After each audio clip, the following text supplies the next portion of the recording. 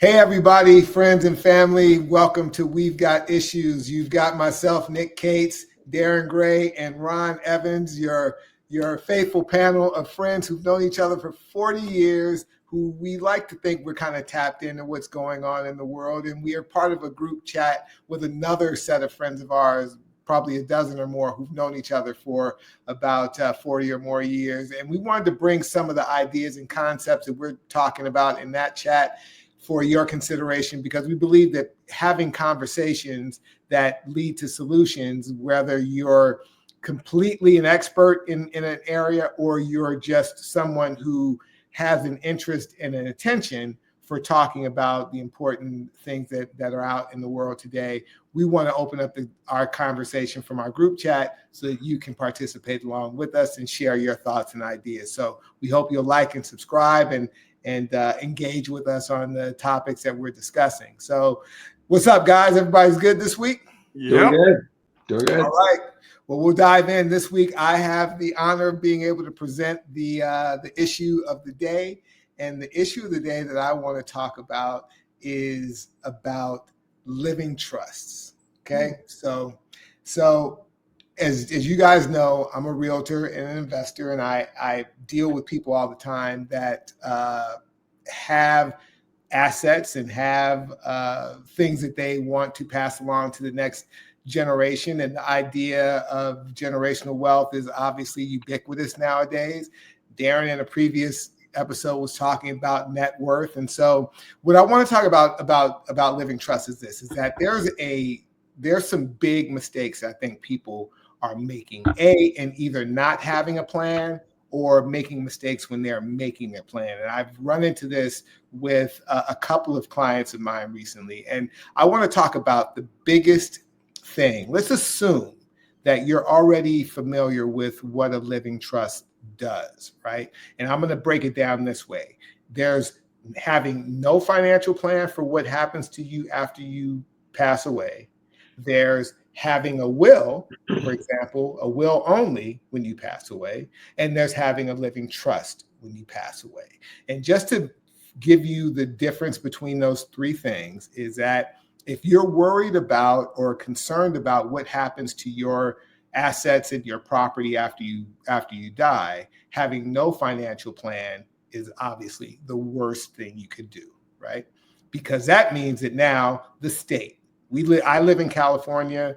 The rest of Darren's here in California. Ron grew up in California, now in Virginia.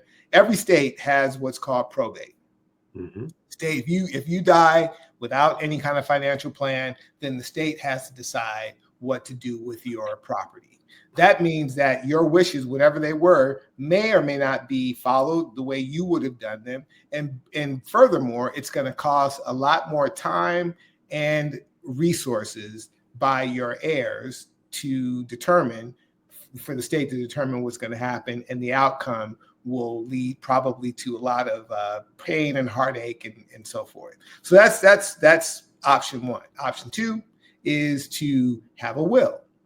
A will is basically saying, here's what I want to have done with my belongings, my assets, and so forth. You name the beneficiaries of your will, whether it's your children or it's your grandchildren or charities or whatever it is, it lays it out. The thing about a will is that it is a public document. A will is something that in order to be active, it has to be filed and registered, right? So that means that anybody can, should they decide to, check financial records or check the county, records and so forth, they could get a copy of your will, right? And for some people, that's probably not a big deal, but for other people, they want something more private, which is what a living trust is, right? So living trust is a private document that is typically put together by an attorney, and it will incorporate oftentimes a will and a insurance.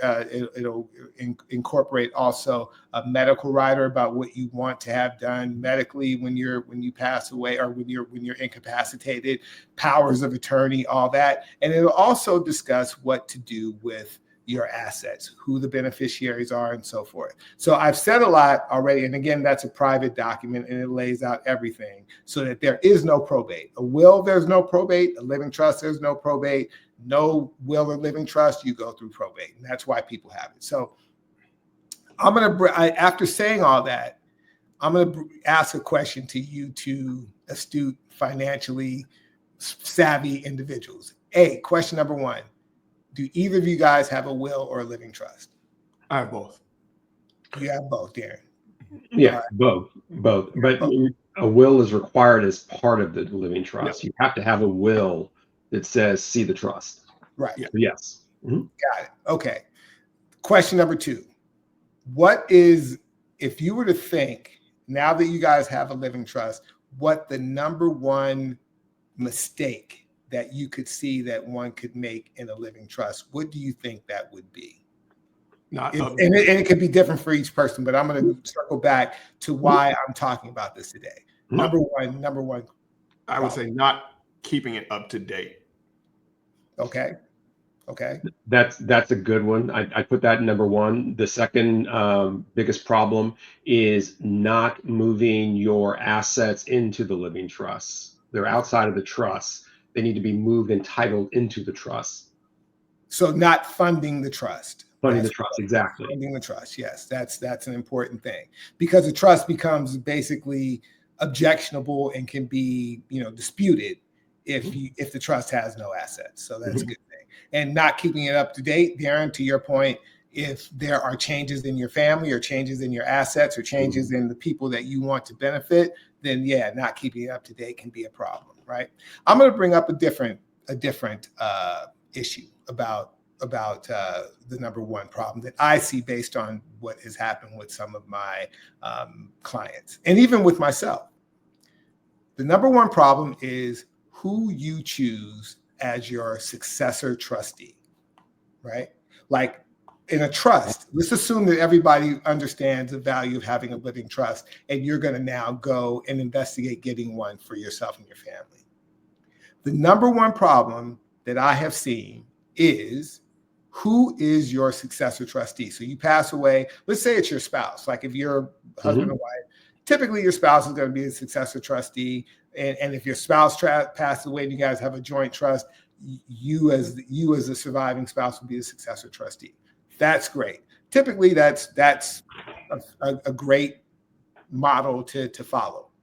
But what happens when the two of you or the one of you goes, and who is your successor trustee after that? That can make or break what happens with all your beneficiaries. And the reason why I mention that is that I'm going to talk about in my father's case. My father was a beneficiary of a trust from his cousin, or beneficiary, on the trust from his cousin. Unfortunately, the successor trustee after my father's cousin passed away was also a beneficiary of the trust. So there were 4 people who were beneficiaries, and one of them was the trustee who managed the whole thing. Here's the thing about trustees, right? The way it is in California and most states is that the laws governing the actions of a trustee are very loose. So a trustee can be as responsive and responsible and, trying to take care of things in a speedy and efficient way as anyone would want, or they could be as lax and as loose and as, non-responsive to beneficiaries as they want to be. And in the case of my father, it was very much that.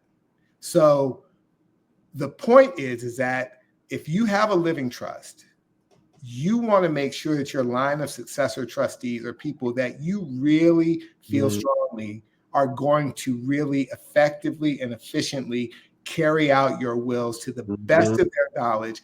And by the way, trustees are often compensated financially for being a trustee. It's not like they're doing it for free, but they can't charge anything. But again, what they can charge is, again, loose. It's not like, A plus B equals C, right? And so I've noticed that, and I also noticed with a client of mine who, her mother, here's how terrible this was set up. The mother had a house and some other property. And she had one surviving daughter, and she had some other distant relatives. When she left her house in the trust, she had a living trust. She left her house jointly to her daughter's daughter, and two distant relatives, right? Mm. But she did not make her daughter the successor trustee. She made one of those distant relatives who does not even live in the United States anymore a successor trustee.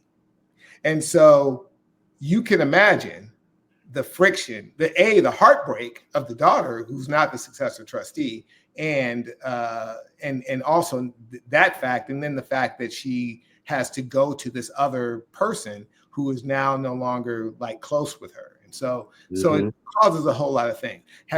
Let's talk about you guys in your situation. Have you thought about these kinds of things in terms of how you've set up your situation?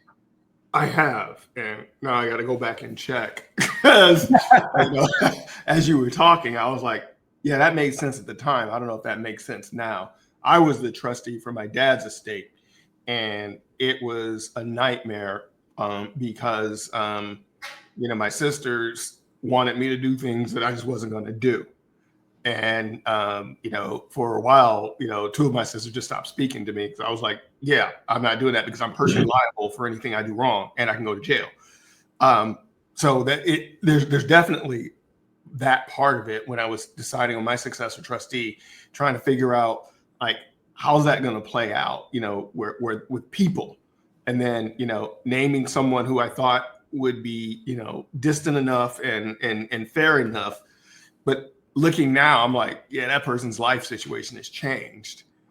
And so I need to go back and examine that because that person isn't as secure as they were when I named them as the trustee. So I'm like, as you were talking, I was making myself a note to call my lawyer. Right away, this thing. Sending them an email right now. Hey, can we meet on Monday? Right. Ron, what's your experience been with that? Ooh, man, first of all, you're right. This is definitely number one on the list. And my wife and I, as you guys know, but for the audience, my wife and I are both only children. So that meant that we had two decisions to make. We formed our trust, the original trust, in 2016, 2017. And we had two decisions to make. The one that you're describing is who is the successor trustees, and the second one was because our children at the time were minors, who would they be living with if my wife and I were to demise prior to either of them turning 18, and also what would happen if the first child was 18 but the second child was still a minor. Would the second child then go live with the first child? Well, what about the first child going to college and finishing college? So there's another aspect to this. Because we are only children, we had to make some real hard decisions. And when I say we had to put everyone's name on the list, both for successor trustees as well as who would handle our children in our absence, to your point, Nick, if a couple was like fantastic as a couple, that's great. But what happens if they got a divorce? Because you're really only naming one person. You're not naming a couple because a couple can get divorced. So that was a hard decision that we had to work through together. In terms of the successor trustees, we had to think about who knows how to manage money, who is financially stable enough to be able to manage the money, and to the best of our knowledge, not have a gambling habit or a coke habit and start dipping into the money. So they had to be of some standing, that we thought of, okay, this person is going to really manage this money in our behalf when we're no longer there. So it is really a hard decision. We had to make an update to our trust because our kids are no longer minors. And we had to go through the same process again of like, is that person who's the primary successor trustee still the right person? Should the secondary trustee now be the primary, or should we get a third person and replace one or both? And it's hard because in our case, to be very candid, in our case, we're having to make decisions about our friends, and it's hard. We had to make decisions on some of our friends that were married at the time that we thought would be a perfect couple to raise our daughters, but it would have been a mistake, which I'm glad we didn't do, unfortunately, or fortunately. And it's hard. It's hard because it's like now you're like really starting to use criteria on your friendships, either family friendships or personal friendships. You're starting to analyze people in a way that seems distasteful, but it's also necessary.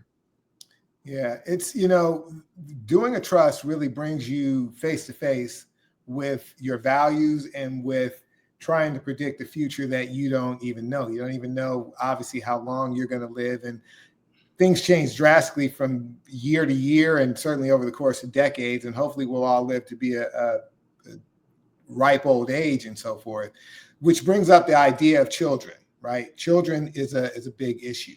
And children is a big issue when you're dividing up assets too. For example, like a home. Right now, I myself do not have natural children. I have godchildren, and What about Jerry curl children? Huh? Oh. What about Jerry curl children? How about press and curl children? Right? No. No.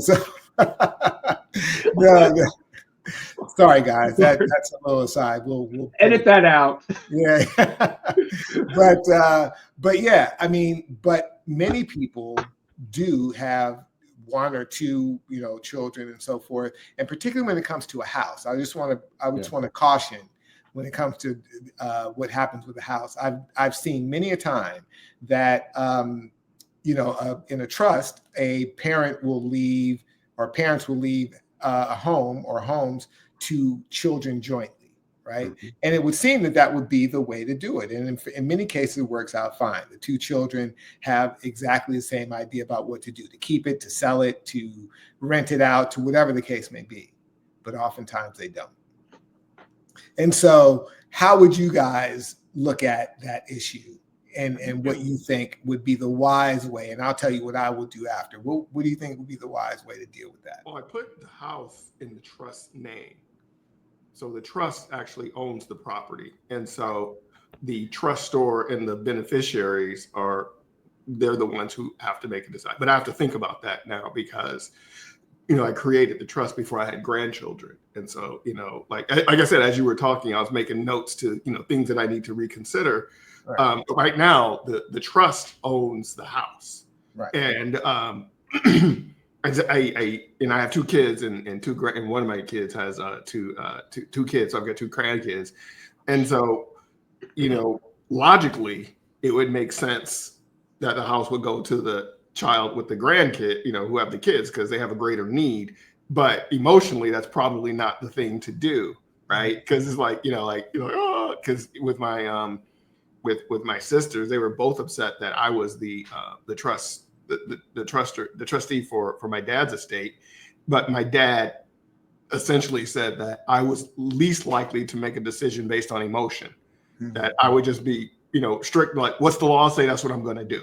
Right. And so what does the trust say? It's not even the law. It's like, what does the trust say? That's all that matters. Well, yeah, what the trust says, and am I going to be honest and do what the trust says? And so for me, I just have to think about that again. It's like Ron said, I'm going to have to go back and examine. Right now, it's in the trust, and then the trustee has to make a decision on what trust probably says how. Yeah. Well, how it stays in the trust. It just stays in the trust, in perpetuity. It does not. So the trustee at some point. No, there's an expiration date on a trust. Oh, okay. So whenever I'm wrong, Nick, but there is an expiration date. Yeah, I don't want to give. I'm not sure in California, but okay. Nonetheless, the idea was that the house would stay in the trust because one of the things that one of our buddies talks about is passing on property to your, money is one thing, but passing on property is important for building generational wealth. And so, and like when his mom died, that was one of the things that he had to make sure, because some of his sibs wanted to sell and some wanted to keep, but he was, really focused in on keeping property. And that was something that he thought that would build generational wealth, having a physical domicile, more important than money. So I've got to revisit that, but my goal would be for the property to never be sold. It would stay in the family forever. That is my goal. Okay, fair. Ron? So I reach out to my assistant, and my assistant tells me that the living trust, there is no expiration date unless you put a termination clause in it. So that was from my unpaid assistant. Yes. That she's very chatty, I understand. Yeah, exactly. Yeah, Darren hates that resource. Nick, it's a great question. There's two components there. One is we don't define it. The house is 50-50 across both of our kids, which is problematic. As you point out, it's the only, well, for one, it's the only house she's ever known. For the other, it's pretty much the only house. So there's an emotional attachment. I do think that, Lord willing and the creek don't rise, hopefully the assets outside the home, the marketable securities, the stocks, the bonds, will be enough where people are like, okay, it's just an asset, let's divide it up. It doesn't really have any emotional value. Right. But right now they do have to agree because it's 50-50, and that is a problem. The other thing that you didn't touch on, and maybe you're going to, is this successor trustee, especially for Darren's case and my case, they're only going to be the successor trustee for a certain period of time until we decide at what age does each child get to take the money out, basically. And that's another factor, because when we started it, we thought that 25 was going to be a great age. And then it's like, ooh, no. You don't still, no. So now the age we think is right is probably 30. But that's something that you've got to figure out as well, is at what point do you say to your successor trustees, amazing job, you were great stewards, now here's your parents' money, Godspeed with it. Right. Well, yeah, I mean, if your children, if you have a trust and you guys as the owners of the trust pass away and your children are young, there certainly does need to be some provision for when they would get the assets. So if they were in their 20s, and by the way, this topic for the generations in America, like we're on the precipice with is it the baby boomers or Gen Xers? I think it's baby boomers. Baby boomers. Yeah, they're getting to the age where there's going to be trillions of dollars of assets that are going to be passed from one generation to the next. It's like the biggest transfer of wealth, that we've ever seen in our economy. So this is a real topic. And I don't care whether you've got $10 to pass along or you got 10 million. Like, this issue, is something that you should be thinking about. So with that said, if your children are younger, it makes sense that in your trust, you would have a structure in place for when you believe they should receive any amount or whatever the case may be. But aside from that, now that your children are adults, essentially, it's worth having a conversation with them about this. Like, it's no longer like something that they need to be aware of once the time of need comes. It's something to be aware of right now. The one thing I'll say about funding your trust with your property, which I believe is probably, if you're planning on holding the property, giving your heirs the best advantage as it relates to, if they decide to sell it at some point in the future, to put the property in the trust, particularly in California, the way the laws are, it allows you to get what's called that step up in value, which if you're not familiar, it means, like, let's say you guys bought your house for $100,000 20 years ago, and now the house is worth on the market $1 million, right? So capital gains comes into play when your heirs, let's say your heirs sell that house. Let's say day one, that you put the property in their, you don't put the property in your trust, but for example, some people might put their heirs on the property, like on title, put their heirs on title. That's something that people do sometimes, right?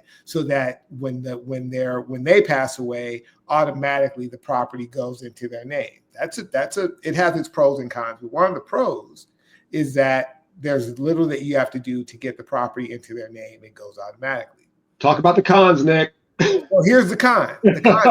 One major con of that, is that if they decide once you pass away to sell that property, in California at least, they don't get what's called a step up in value, which means that if the capital gains they will pay is on the difference between $100,000 and $1 million, right? So now they have a big tax bill to deal with. It's going to cut down what they get if you take that route.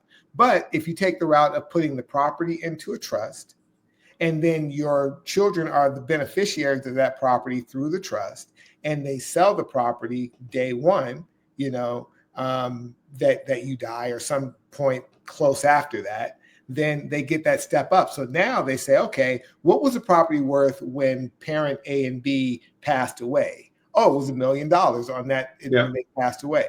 Well, how much is the property worth now that you're selling it? Oh, it's worth $1,100,000. So now your capital gain is not $900,000, the difference between, $100,000 and $1 million. It's the difference between $1 million and $1,100,000. So that's their capital gain. So that's a benefit, at least in California, of putting the property into your trust.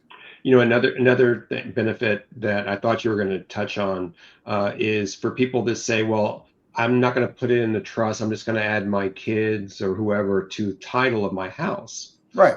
Don't forget that now that they're on title, that is an asset that is now at risk. If they have a car accident, if somebody slips on their porch, now your home is at risk because you put them on title, and now that's part of the settlement. That's true too. That's just another con, right? Yeah. So it's an arbitrage, right? You're doing a risk analysis of what happens with that, and everybody who's personally on title with their home, it could be the actual owners, the husband and wife or whoever, has a little bit of a target on their back, right? So it could be, that's just the nature of a litigious society. But most people don't end up. Go ahead. Let me just give you one more example, one more benefit of a trust that is something that rich folks do. Let's say that you have a trust, and let's say there's a bunch of money, whatever the number is that you feel like that's a bunch of money. When you pass away, you give the money to your children, okay? And for the sake of this conversation, let's say they're daughters. And now some young guy comes pushing up on them, okay? And now he wants to get married because he wants to have access to that money, okay? They get a divorce. Now half of that, is potentially his. One of the strategies that rich folks use is they say, okay, I have a trust, and upon my death, we're going to fund the child A and child B living trusts. Mm-hmm. So now our daughters don't have any assets. Mm-hmm. Russ does. So when homeboy tries to push up, it's like, I don't have any money. And also that helps for legal reasons too. I have no money. So there's nothing to split. Mm-hmm. So it's a defense mechanism to make sure that vultures aren't coming in to swarm after we've passed on the impressionable people. Impressionable young girls, you were going to say. Boys too. No one can push up on my daughters, is what I'm saying. I mean, it happens to both sexes. You're right. No, I got you. Yeah. So listen, the point we're trying to make here is that, if you've been so fortunate as to acquire, financial wealth in any way, whether it's through real estate or through your investments and so forth, it's worth taking the time, and there is some expense to protecting those assets through a variety of vehicles. Living trust is one. Even if you don't have a full living trust, a will has value as well. but to be comprehensive in that. Insurance is another thing that we could certainly talk about, but it's truly important now. I think now more than ever. And it's important, I think, the last thing I'll say about this is that it is important to have conversations with the people who are going to be the beneficiaries. Now, if beneficiaries change, and you decide someone's off and they were on, that could be a dicey thing. But certainly with the people who are going to be involved in the mechanics, and you do not have to name a person who is a friend or family member as your trustee. You could hire a law firm to be the trustee, whatever it is that would give you the most, the best value in this whole thing. So I'm considering that, as you were saying that, I'm considering that now because, the volatile nature of human beings is giving me pause, and the volatile nature of relationships, because, I know that one of the third successor trustees from my wife who wanted they don't speak anymore. Mm-hmm. And so I was like, I need to update that. So I'm thinking that maybe, outside counsel might be the move there. So that might be something that I want to do. So thanks for bringing this up. So I'm emailing my lawyer while you're talking. Yeah, we work hard for the money, man. We got to make sure that when we're gone, that the right people enjoy it in the right way. So, well, that also depends about the spoon. So there's that. Yeah. No. Hey, Nick, one of the things that, I forgot about, one of the downsides of a will versus a trust, you touched on the fact that it's public. Yeah. But the other thing, what that also introduces is when it's public, someone can look at a will and then tell the attorney who's doing probate, Nick owed me $100,000. Mm-hmm. And now you got to litigate that. And, is there proof? Are there receipts? You can forge receipts. So a will exposes you to, again, vultures coming out trying to get any kind of money. Okay, we'll settle for 20,000. Just give me 20,000. We'll call it even. Right. A trust avoids the public nature that exposes you to that. Yep. So it's worth looking at. If you guys have any questions or thoughts, or you've gone through certain situations that give you some insight on the topic, we're more than happy to hear from you. Again, we always enjoy when you guys leave us comments and like and share this. I mean, this is a topic worthy certainly of sharing with others that it could be your parents, it could be friends, it could be other family members. It's something worth considering and keeping in mind. Maybe we should put our buddy who's moving to Atlanta, maybe put his contact information in there since he does law stuff. Right. No doubt. So I'll put a link. There's a YouTube video that kind of lays out some of the problems that people, or some of the mistakes people make in setting up their trust and stuff. And so it's just one of a variety of resources on social media and YouTube, but it at least gives you something to think about. So that'll be in the show notes. So thanks for being revealing about your personal situations, guys. I wish you guys both well on your financial journey, and I'm always here to discuss it with you if you need anything. But I'll leave my parting shot this week actually is on the same subject. I was listening to, I don't know if you guys are familiar with the show, The Daily. Anybody listen to that podcast? I know what it is. I haven't listened to it. Yeah. It's a podcast from the New York Times that I highly recommend. And I'll put a clip to the show notes for this particular episode, or for this episode in the show notes. And can you think of somebody, famous person that you can think of who died with no estate plan? Just think of it I'm sure there are many, but can you think of one? Was Gene Hackman a famous example of one? Did Gene Hackman have one? Yeah. You got me stumped on that one. I'm not sure. Yeah, I don't know. Okay. Well, this episode, The Daily, that I'm linking to the show notes, talks about Prince. And Prince had no estate plan at all. He had no will. He had no trust. He had nothing.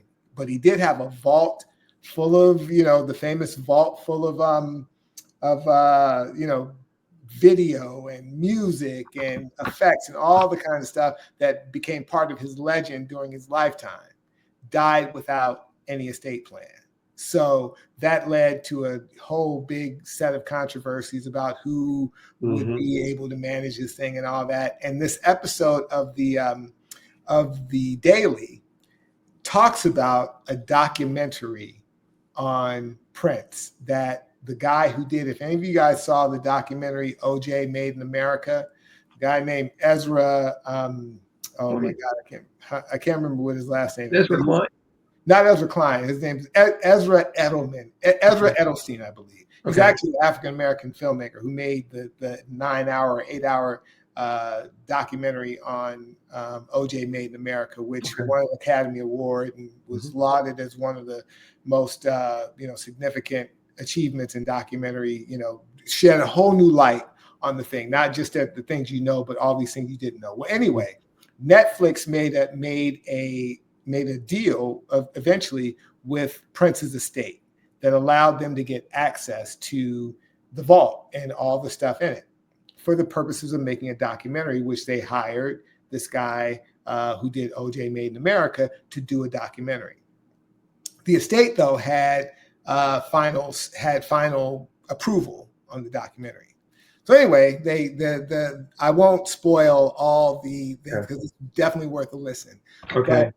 But the point here is even the most affluent, and if you remember Prince's story, he was so committed to having the rights to his material and licensing his music, and he put the symbol on his face because he had a situation with Warner Brothers where he couldn't use the name Prince, and so he created this other persona, and eventually he got his name rights back, and all these machinations about artists owning their stuff. But when he passed away, he had no plan for what would happen to all that when he died. This documentary touches on that, but it also is a story about, I won't give away the thing, but it's definitely worth a listen. It's the Daily and it's in the thing. You should have an estate plan no matter how much you have. Yep. You should have an estate plan. Wow.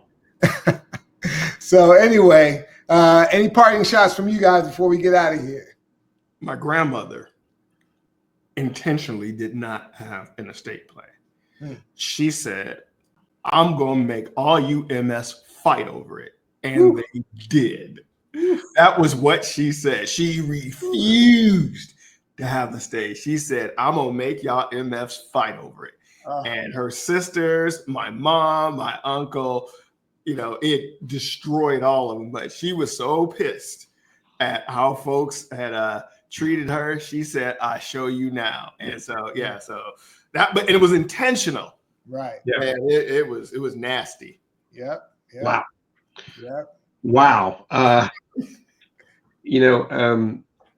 Dave Ramsey, he says that everyone should have what he calls it a treasure box.